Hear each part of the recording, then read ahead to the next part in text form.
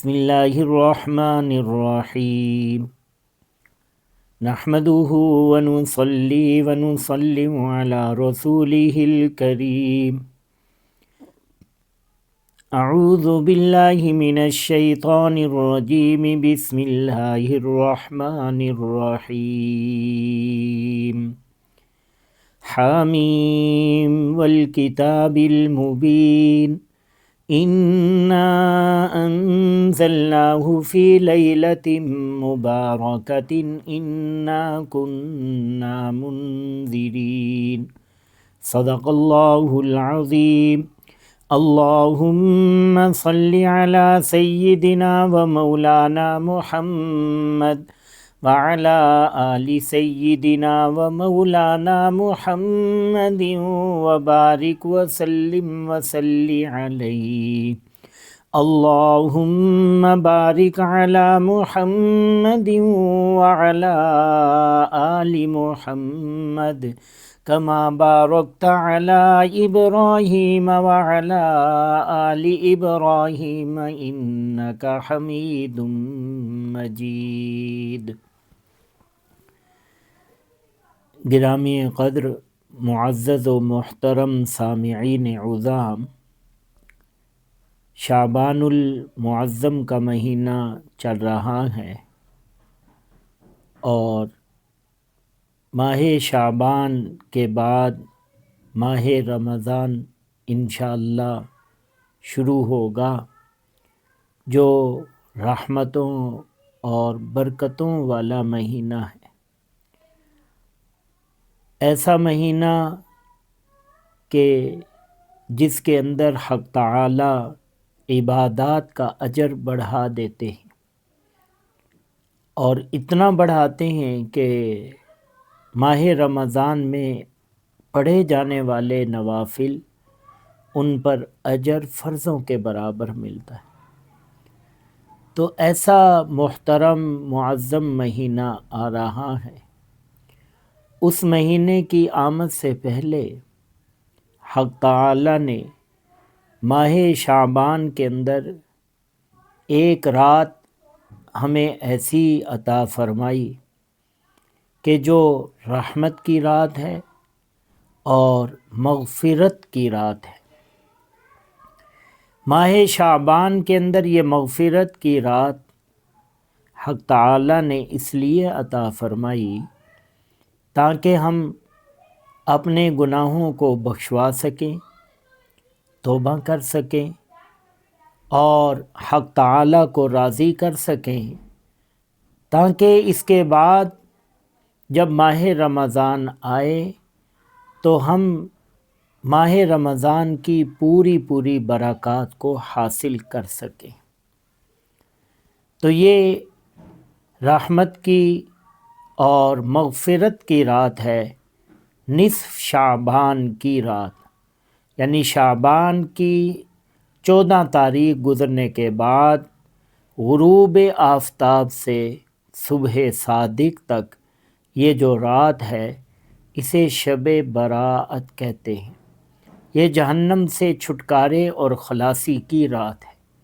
سرکار دو عالم صلی اللہ علیہ وسلم نے ارشاد فرمایا کہ حق تعالی اس رات کے اندر قبیلہ کلب کی بکریوں کے جسموں پر جتنے بال ہیں، اب آپ اندازہ لگائیں کہ بکری کے جسم پر کتنے بال ہوتے ہیں، اس کو کوئی گن سکتا ہے؟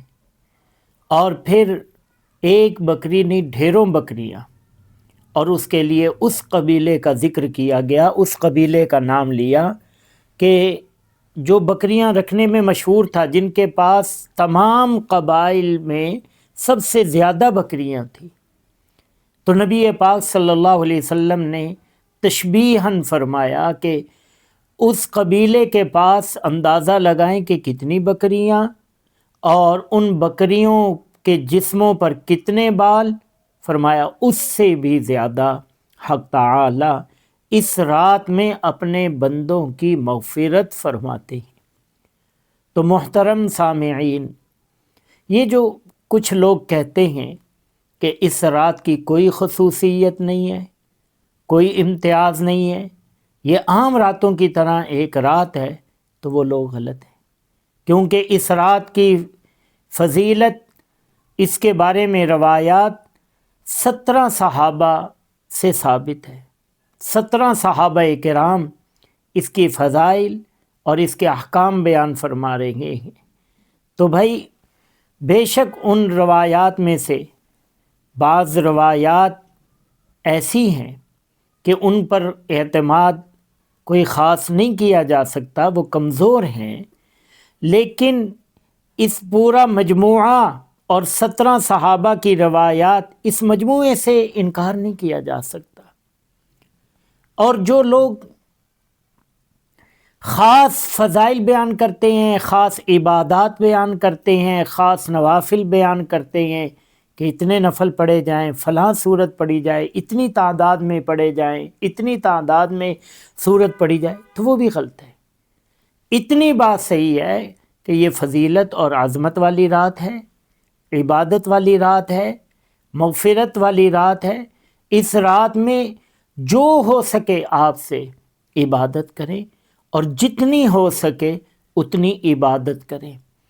حضرات صحابہ سے اور سلف سے اور ہمارے اکابرین سے اس رات میں عبادت کرنا منقول ہے۔ نبی کریم صلی اللہ علیہ وسلم نے ارشاد فرمایا کہ جب نصف شعبان کی رات آئے تو ارشاد فرمایا قوموا لیلہا وصوموا نہارہا، کہ اس رات کا روزہ رکھا جائے، اس رات کی عبادت کی جائے اور دن کا روزہ رکھا جائے۔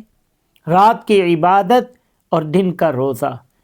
لیکن اگر کوئی شخص اس رات میں عبادت نہیں کرتا اور اگلے دن کا یعنی 15 شعبان المعظم کا روزہ نہیں رکھتا، تو اس پر کوئی نکیر نہیں ہے، یعنی یہ روزہ فرض اور واجب نہیں ہے۔ کوئی رکھنا چاہے اجر کا باعث ہے، نہ رکھے وہ قابل ملامت نہیں ہے۔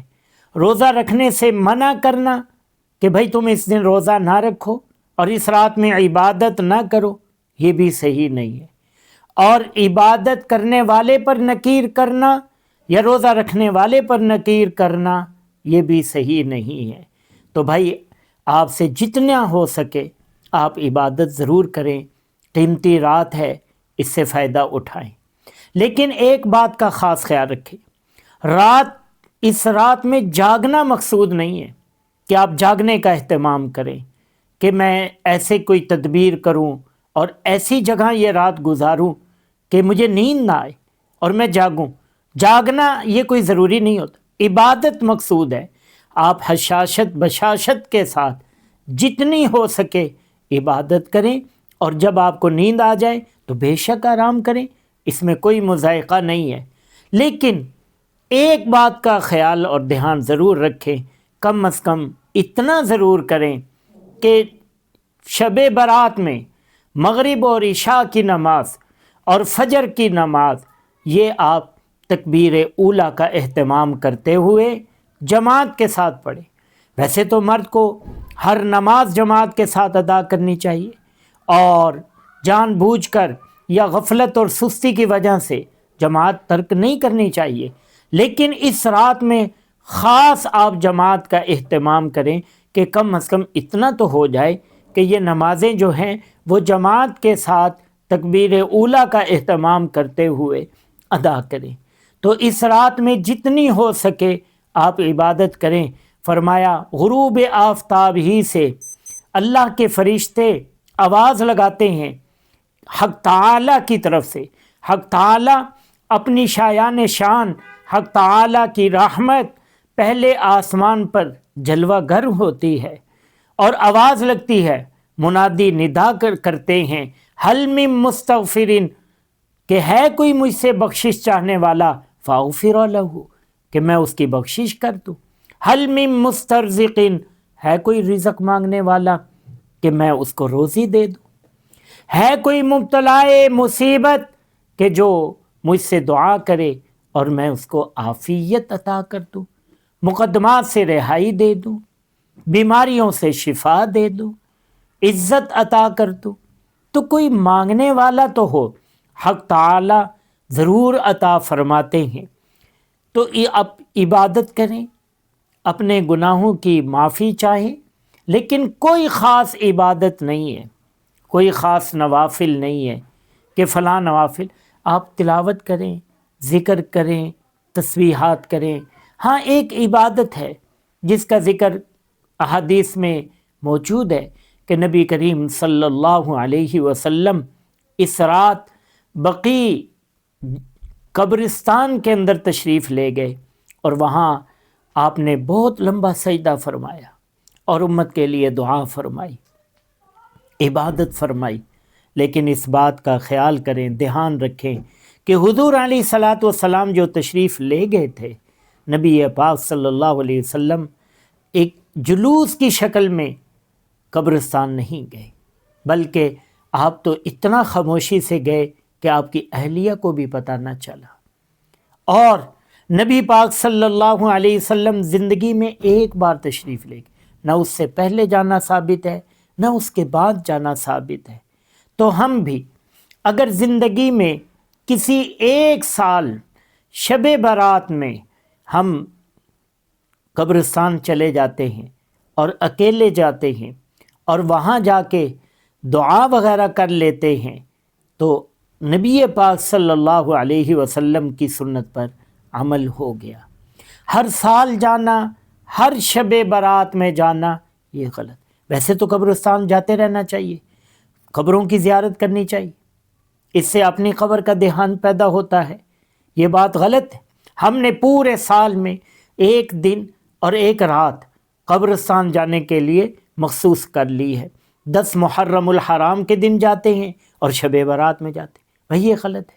قبرستان جانا چاہیے، موقع بموقع جانا چاہیے، لیکن اس رات میں خاص یہ سمجھنا کہ میں نہیں جاؤں گا تو یہ شب برات ہی نہیں ہوگی، نہیں، ایسی بات نہیں ہے۔ اس رات آپ مغفرت کی دعا کریں، اللہ میاں سے معافی مانگے، جتنی عبادت کی توفیق ہو سکے اتنی عبادت کریں۔ ہاں، ایک بات ذہن میں رکھیں، کچھ بد نصیب لوگ ایسے ہیں کہ جن کی اس رات بھی مغفرت نہیں ہوتی، وہ اس رات بھی محروم رہتے ہیں۔ اور وہ کون لوگ ہیں؟ مختلف احادیث میں مختلف لوگوں کا ذکر ہے، چند ایک کا تذکرہ میں آپ کے سامنے کرتا ہوں۔ ان میں ایک مشرک، شرک کرنے والا، اس کی اس رات بھی مغفرت نہیں ہے، اور دوسرا انسان کینہ پرور، مسلمانوں کے بارے میں اپنے دل میں کینہ رکھنے والا، اس کی بھی مغفرت نہیں، اور تیسرا شراب کا عادی، جو شراب کی عادت ہے، جسے شراب پینے کی عادت ہے، شراب کا عادی ہے، اس کی بھی اس رات مغفرت نہیں ہے۔ متکبر انسان، تکبر کرنے والا، اس کی بھی اس رات مغفرت نہیں ہے۔ زانی، زنا کرنے والا شخص، وہ بھی اس رات محروم رہتا ہے۔ اور ناحق قاتل، کہ جس نے کسی کو ناحق قتل کیا، اس کی بھی مغفرت نہیں ہے۔ تو بھائی یہ لوگ اس رات بھی محروم ہیں، ان کی مغفرت نہیں ہے، تو پھر ان کی مغفرت کب ہوگی؟ مطلب یہ ہے کہ یہ اتنے بڑے جرائم ہیں اور اتنے بڑے گناہ ہیں کہ یہ گناہ کرنے والے لوگ، ان گناہوں کے عادی، وہ اس رات بھی محروم رہتے ہیں۔ تو بھائی کیا مطلب ہے کہ وہ آرام کریں، وہ گھر بیٹھے، ان کی مغفرت ہو ہی نہیں سکتی جب ان کی اس رات بھی مغفرت نہیں ہے، تو پھر وہ اپنا کام کریں، ان کے لیے کوئی سبیل اور کوئی صورت نہیں ہے۔ نہیں، مطلب یہ ہے کہ وہ اپنے ان گناہوں سے توبہ کریں، اس رات اس سے فائدہ اٹھانے کے لیے اپنے ان گناہوں سے توبہ کرے، زانی اپنے زنا سے توبہ کرے، شرابی اپنے شراب پینے سے توبہ کرے، قاتل اپنے قتل کا تلافی کرے، ورثاء سے معافی مانگے یا ان سے خون بہا میں معاملات طے کرے ان سے۔ اور اسی طرح عاقل لوالدیہ، اپنے والدین کا نافرمان، اس کی مغفرت نہیں۔ وہ پہلے اپنے والدین کو راضی کرے، پھر اس سے رب تعالیٰ بھی راضی ہوں گے۔ تو بھائی یہ مغفرت کی، رحمت کی، برکت کی رات آ رہی ہے۔ حق تعالی ہمیں اس رات سے فائدہ اٹھانے کی توفیق عطا فرمائے۔ اللہ تعالی ہم سب کی مغفرت فرمائے اور ہماری توبہ کو اللہ پاک قبول فرمائے۔ وما علینا الا البلاغ۔